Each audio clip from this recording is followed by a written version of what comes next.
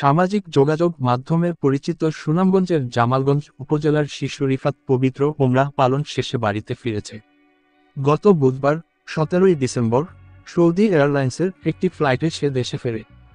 Saudi আরব থেকে গ্রামবাসী ও আত্মীয় স্বজনের জন্য 23 কেজি খেজুর ও জমজমের পানি এনেছে রিফাত। সেগুলো শুক্রবার 20শে ডিসেম্বর জুমার নামাজের পর মুসল্লিদের মাঝে বিতরণ করা হয়। জামালগঞ্জ উপজেলার বেহেলি ইউনিয়নের ইসলামপুর গ্রামের মসজিদের মুসল্লিরা জমজমের পানি পেয়ে আবেগে উদ্বেলিত হন। এই গ্রামেই শিশু রিফাতের বাস। শুক্রবার জুমার নামাজ শেষে মুসল্লিদের নিজ হাতে জমজমের পানি বিতরণ করে রিফাত। এছাড়াও সবাইকে 3টি করে খেজুর দেয় সে। এ সময় মসজিদের ইমাম ও মুয়াজ্জিনকে জায়নামাজ ও তসবিহ সহ উপহার দেওয়া হয়। পবিত্র নগরী থেকে শিশু রিফাতের আনা এমন উপহার পেয়ে খুশি সকলেই।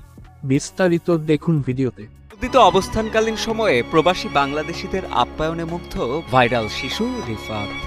খাইছি খালি দাওয়াত দেওয়া।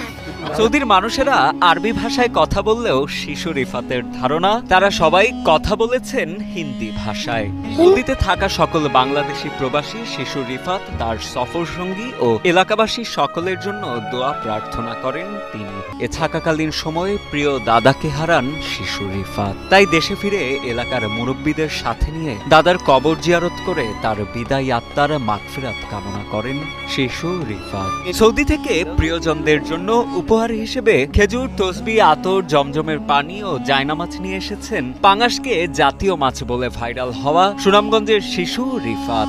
পবিত্র ওমরাহ পালন শেষে গত 18ই ডিসেম্বর সৌদি এয়ারলাইন্সের একটি ফ্লাইটে দেশে ফেরেন শিশু রিফাত ও তার সফর সঙ্গীরা। সৌদি জমজমের পানি আপনারা খাওয়াবো, তসবিহ আনছি, ঘুরি আনছি, আতর, জায়নামাজ, রুমাল। সময়ে মসজিদের খতিব ও মুয়াজ্জিনের হাতেও উপহার তুলে দিতে দেখা যায় তাকে।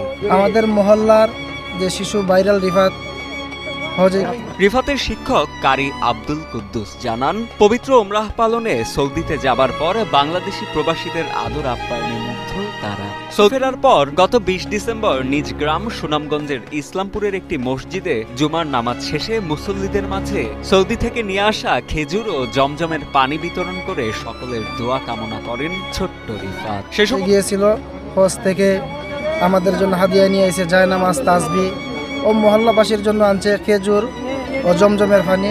আমরা সবাই রিফাতের জন্য দোয়া করি।